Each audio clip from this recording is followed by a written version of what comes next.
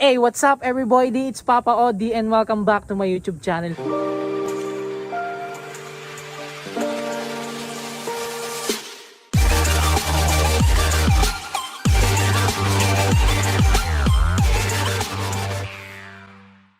Ngayong araw na to at ngayong gabi na to, papasukin natin tong abandoned hospital sa Pampanga, Clark, Pampanga. Kasi ito yung natripan ko na gawin for November 1. May special. At may mga kasama ako pero kasi may private life sila at di sila pwede ipakita sa camera. So meron silang susuotin na mga props na na mask sa mukha para hindi sila makilala kasi yun nga, private silang tao. So guys, samahan nyo kami, tara pasukin natin to.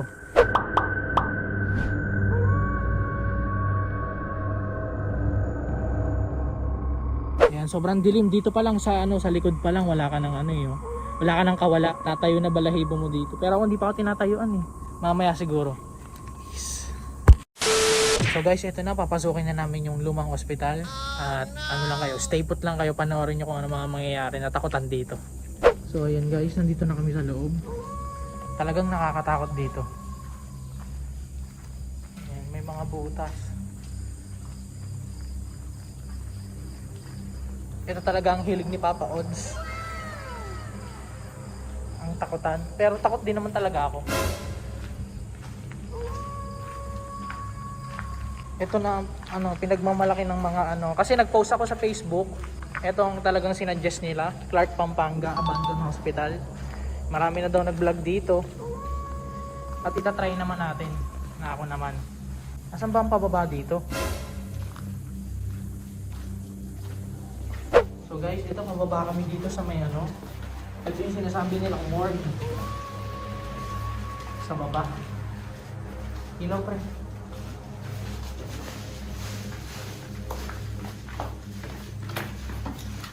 Uy!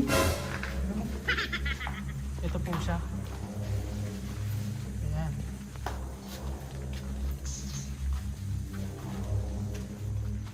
Ito po, pasukin natin dito.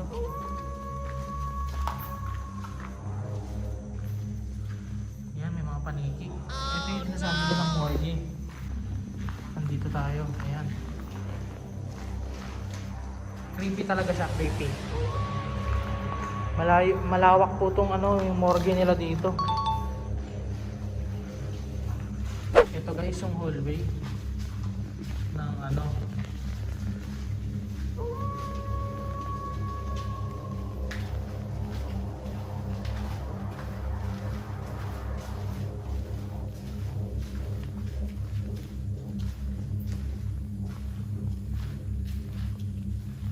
Nakakatakot dito. Oh no! Tumataas yung balahibo ko pre.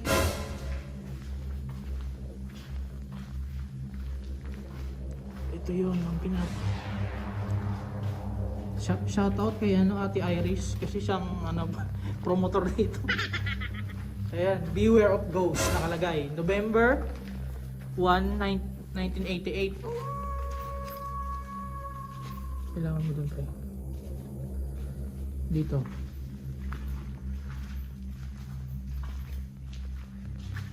Ito siya. Malaki pala talaga tong ospital na to.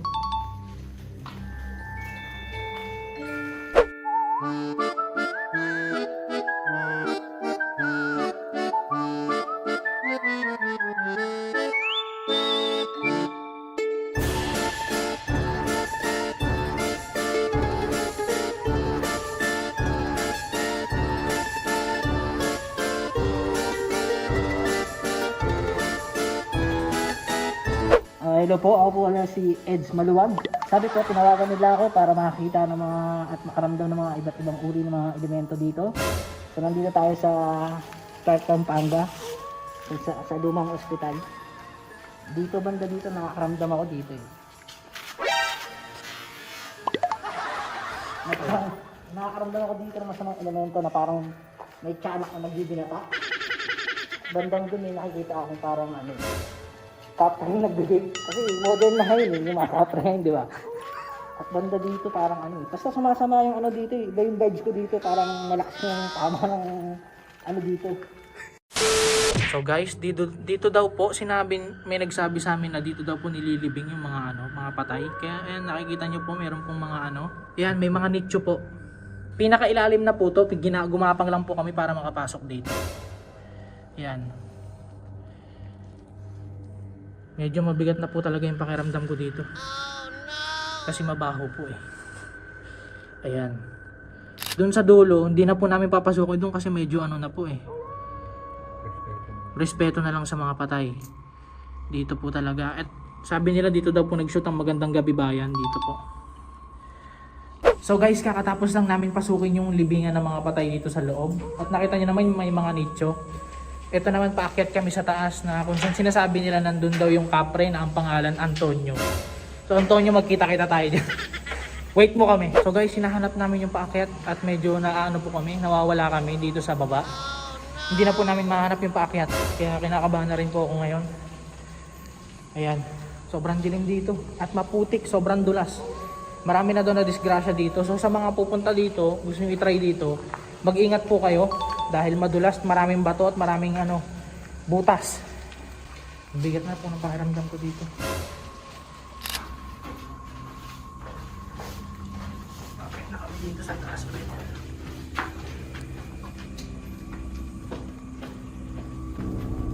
Dito na po pataas. Akit na po kami dito. Ito yung second floor. At naghahabol na ako ng hininga. Hindi ko alam kung bakit.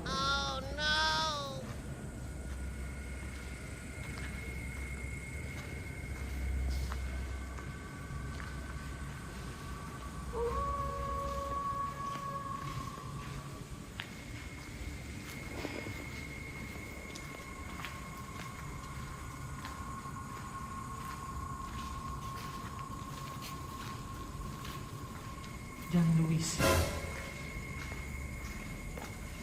Dito daw po yung sinasabi nilang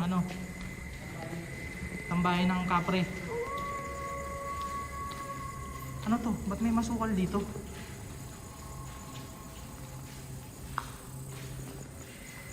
Hindi ko alam kung ano to. Parang terrace. So guys, ito na yung third floor. Paikot pala to.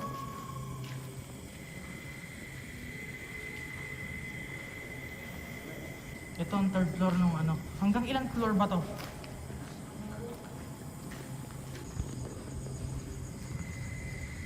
Ano yun? May ilaw. Nabahan ako. Dito pre, ilaw mo dito.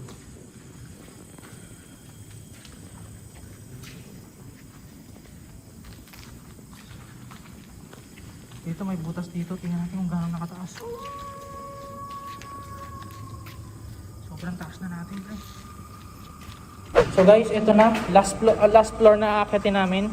Ito guys, ito na yung last floor na aakitin namin. Kasi medyo na eh. Kinakabahan na din ako dito. Natatakot ako.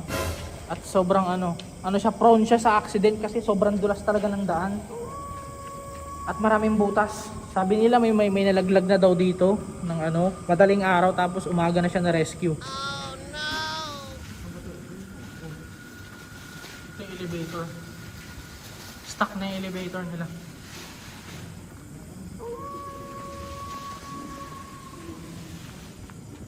Yan, kita nyo naman.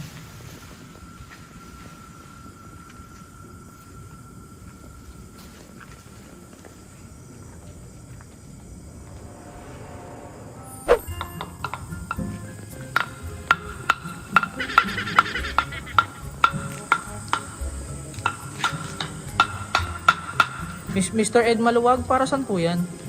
Ang tawag dito ay King's Rutsu. Ito yung tinatawag na para makatawag tayo ng mga masamang elemento at mausap natin sila sa ating dimension.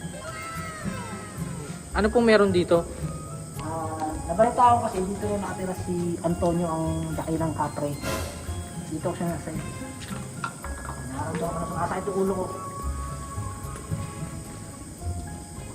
Ano po nangyayari sa inyo? Sumasakit ang ulo ko, ibig sabihin nandito na siya.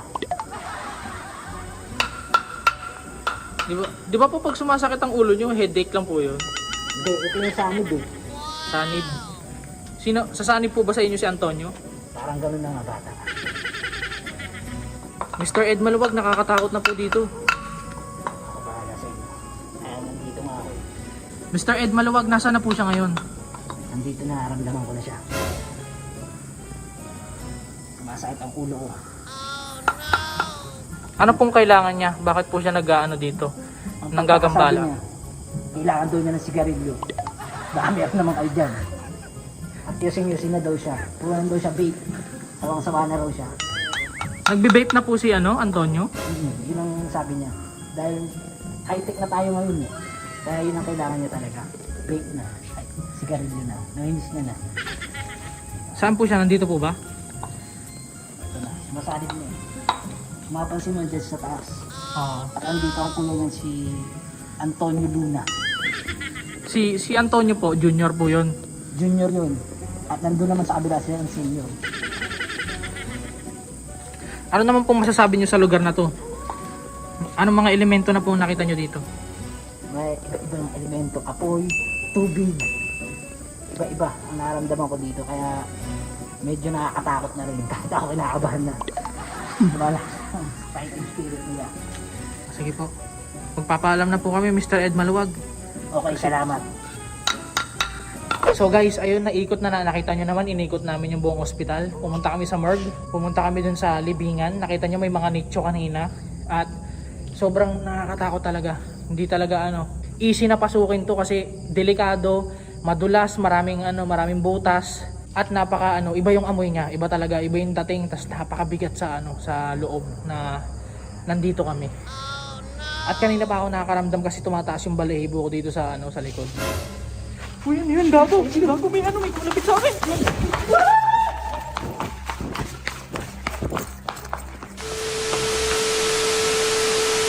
So guys, ito magtitiri kami ng kandila para sa respeto sa mga kaluluwa dito, para hindi kami sundan.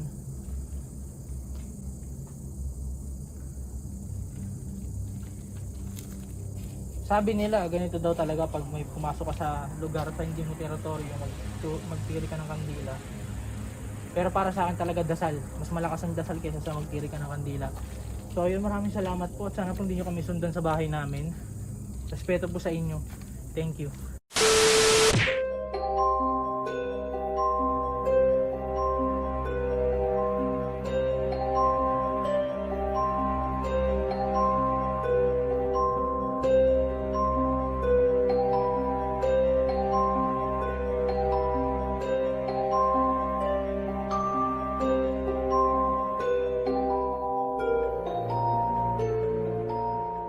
The next day.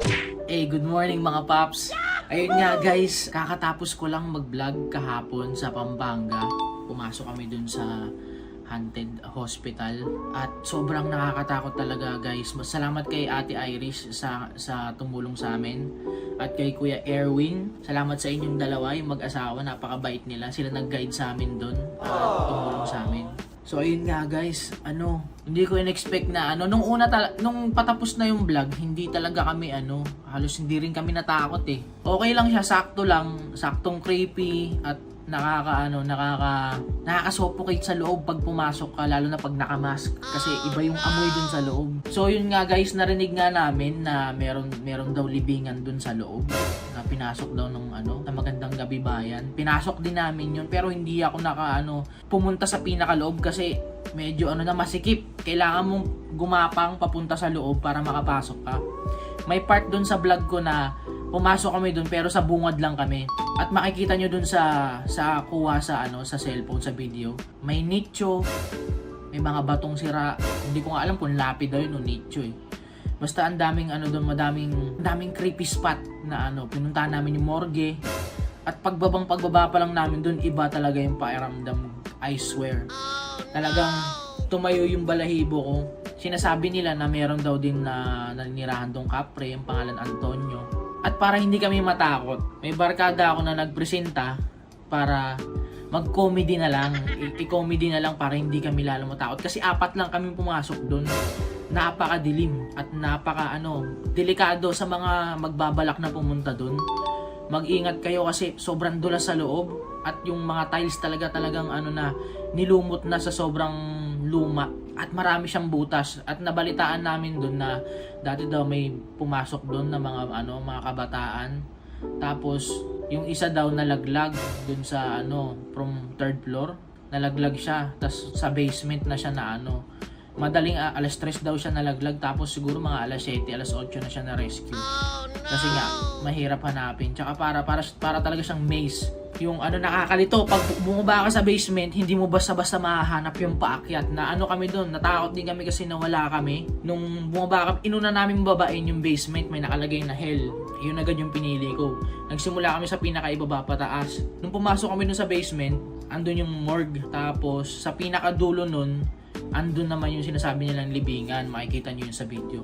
Tapos yung pabalik na kami sa sa basement, paakyat na kami, hindi talaga namin makita. Sobrang nakakalito, ang daming daanan na delikado. Kapag hindi mo kabisado, hindi mo tinandaan, buti na lang sa video, natandaan namin kung ano yung mga nakasulat. Doon kami bumase. May nakalagay na hell, pababa. Tapos pag umakyat ka, first floor, second floor. Inakyat namin hanggang sa, hindi ko alam kung hanggang anong floor yung inakyat namin. Pero yung sa pinakatuktok hindi na namin tinry kasi masyadong yung mga hagdan niya, pag nadulas ka doon, sobrang bato-bato talaga, baka kung anong mangyayari sa amin. Kaya hindi na namin tinuloy. Actually, mas natakot ako sa labas kaysa sa loob. Sa likod ata kami na pumasok Oo, sa likod. Nagtiri kami ng kandila doon. Doon sa pinagtirikan namin ng kandila, merong ilalim. Hindi ko alam kung parking lot yun Basta merong doon. Hindi ko alam kung ano yung nakatingin sa akin or nagmamasid sa akin nung nagmo-montage ako, kinukunan ko yung parang may nakatingin talaga sa akin. Tapos yung huling-huli na mag-outro sana ako, guys. Ako lang medyo malayo na sila sa akin. Nandito na ako sa may tapos nandun na sila, iniilawan nila ako, kinukunan ako. May parang may gumanon sa sa batok ko. Kaya makikita nyo dun sa vlog, nagtakbuhan ako, tumakbo na ako palabas. At kanina pa ako nakakaramdam kasi tumataas yung balahibo ko dito sa likod. Uy, yun, gago, may malapit sa akin. Ayun nga, parang may gumanon sa batok ko na malamig. Hindi ko alam kung ano ba, napagano na lang ako sa may takbo. At yun guys, nakakatakot yung experience namin doon. Yun nga lang, ginawa na namin katatawanan para hindi kami lalong matakot. Ayun, nagkaroon ng mga konting comedy na tanungan doon. Shoutout kay Ed Maluwag. Ed Maluwag ang pangalan niya. Mapapanood niyo yun guys. At kung makukurous kayo kung sino yun, never mind kasi hindi ko siya ipapakilala kasi pribado yung buhay niya at ayaw niyang magpakilala, kaya meron siyang mask na suot. So ayun guys, sana magustuhan niyo yung November special natin at sa susunod mas gagawin nating mas nakakatakot. Biglaan talaga kasi yun kasi masyadong busy si Mama Marie, tinutulungan ko siya sa mga errands niya. Pag ako pumunta ng Pampanga, late na talaga kami, na traffic pa kami, sobrang traffic, dinaan kami kung saan ni Waze. At sana naman Waze, galingan mo naman next time.